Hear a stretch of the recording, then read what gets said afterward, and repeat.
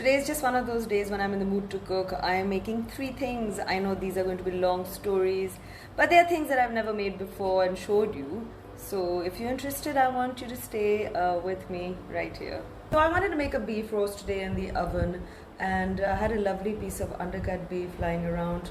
So I have some ideas that I want to share with you, so I hope you keep watching me on Ifnatcancook.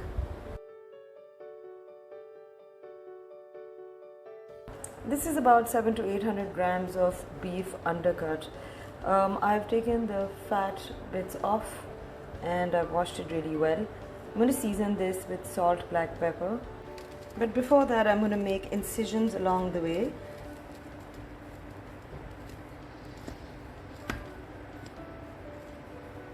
I've seasoned this with black pepper and salt. I'm going to be using this homemade red chili compound. I had actually made this about a couple of weeks ago, and the recipe is up on highlights on Ifnatcancook. Basically it just was red chili soaked in hot water, and then I blended it with onions, garlic, ginger, and then I cooked it on the stove, added some ketchup and sugar. I want you to check that out. And add a tablespoon of extra garlic, squeeze some lemon. I rubbed the spices in very well, added olive oil, and I put this onto a baking tray. And here I have a few pieces of small potatoes which I've parboiled, basically half boiled, and I've added the same ingredients to the potatoes. I'm going to place them in this tray along with the beef, and I'm going to roast this in the oven. I've added fresh parsley and sage. If you don't have it, never mind, you can use any other herb. I really love sage. I love the smell of it. It doesn't appeal to many people, but it appeals to me. I preheated the oven for 10 minutes on full. Should be placing this in. Looks so pretty, doesn't it? Now, undercut beef cooks very fast even in the oven. That's why I had parboiled the potatoes. I'm going to time myself and let you know how long this has been in there. However, I want you to keep the temperature at 200 degrees centigrade. 20 minutes have passed and the beef has shrunk considerably. I'm going to move the potatoes around, and without taking this pan out, I'm going to flip the side. It's smelling really good. I hope it tastes as good too. 40 minutes into cooking, I think I am ready to turn the oven off. So my family and I actually like this medium rare.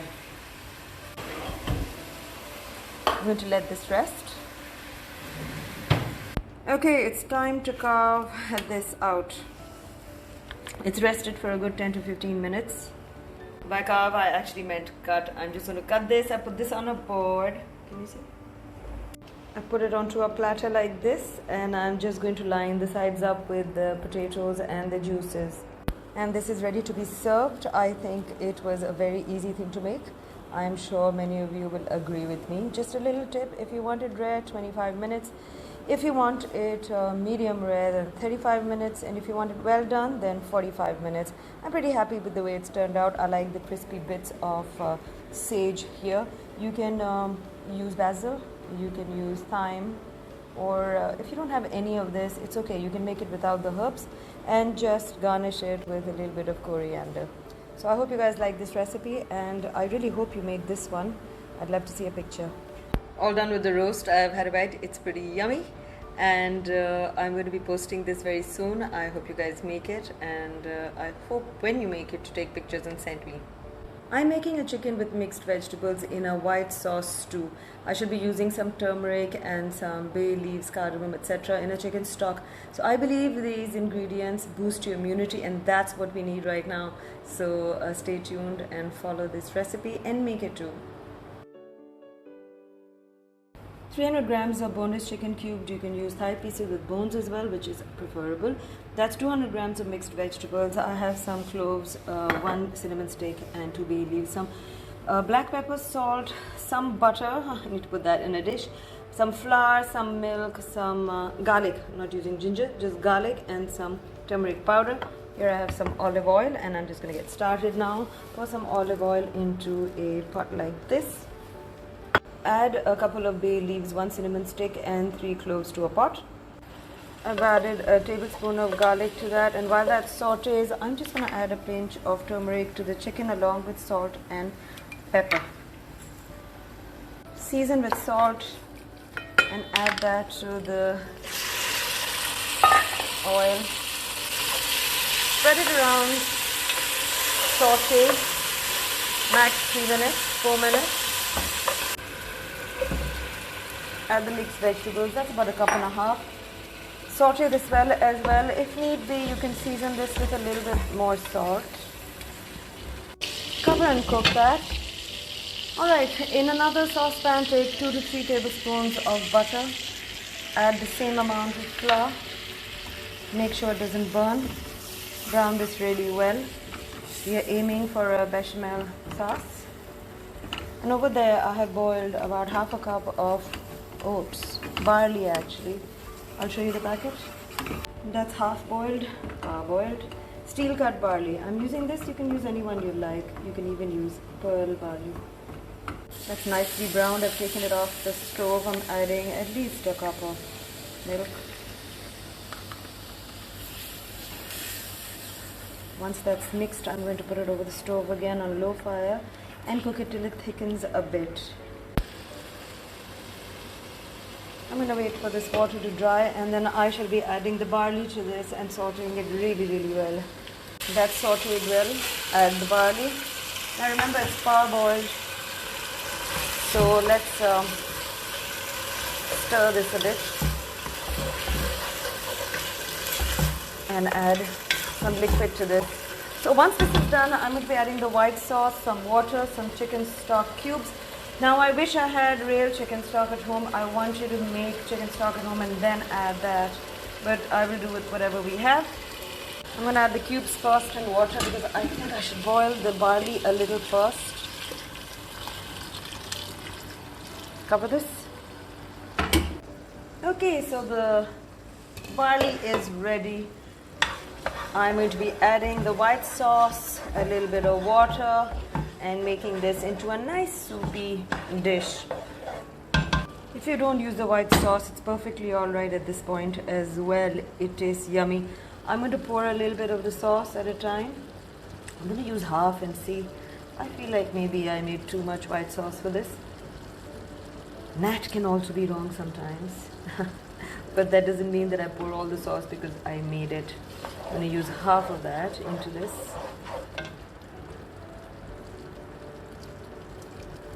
I've used 3/4 of what I had prepared, so that is basically 1.5 tablespoons of butter and 1.5 tablespoons of flour. Alright, I'm just going to add another cup of water to this. Loosen the consistency, slow cook it, and this is nearly ready. And this is ready. I want you to see the consistency. It is very soupy. Now when you turn the fire off and let this cool down, it's going to get thicker, and by the night it's going to get even thicker. So I have a little bowl over here to show you what this lovely brothy barley chicken mixed vegetable white stew looks like. You can also make this with rice, guys. There's so many options. You can make it with Quaker oats, the porridge you have lying around at home. A little dash of paprika and maybe a little lemon would be so nice on this. This is ready to be eaten, and this is my lunch today. This is a real yum soup, guys. I want you to make this at home for those who are not feeling well and who want to boost their immunity. Make sure to use some real chicken stock if that is available to you. The turmeric, the cinnamon, the bay leaves, the cloves along with the chicken stock have really made this a yummy dish, and the white sauce with the barley is the winner. So I'm really going to enjoy this, and I hope you do the same whenever you make it. And this is the last thing I'm making today. I got adventurous in the kitchen.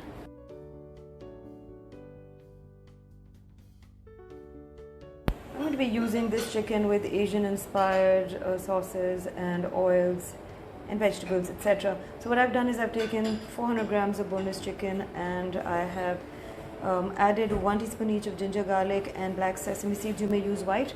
And 1 teaspoon of chili oil. And here I have about 2.5 spring onions, both the white and the green part. And that's about 2 full tablespoons of coriander with the root. I've sliced that, and 2 green chilies. So first thing I'm going to do is take this and saute this in oil. Just 2 to 3 minutes, and then add the chicken. Raise the fire, stir fry this well. Should cook in about 3 to 4 minutes. And while it's being done, I'm adding about 1.5 teaspoons of fish sauce and a teaspoonful of sugar. Don't forget the sugar, guys. I had some Tomyam paste stock. If you have 1.5 teaspoons of Tomyam, you can use that right now. If not, just add a little bit of lemon. That's cooking, and I just wanted to show you I've added 1.5 cup of powdered coconut, and I've added about 1 tablespoon of chicken powder seasoning. Should be adding some water to this. Added about a couple of glasses of water, making it very soupy today. I'm going to let this cook till it boils down to half. And that's done. And for me, any Thai or Asian food has to have lots of coriander, lots of basil. And I'm going to be serving this with rice that I'm boiling right now. Let me show you what it looks like. This is ready. I have just garnished it with some fresh basil leaves and a 1 bird's eye chili. Now I don't know what to call this dish because I just made it up. So when I think of something, I shall post it with a very fun name that is easy for you to remember.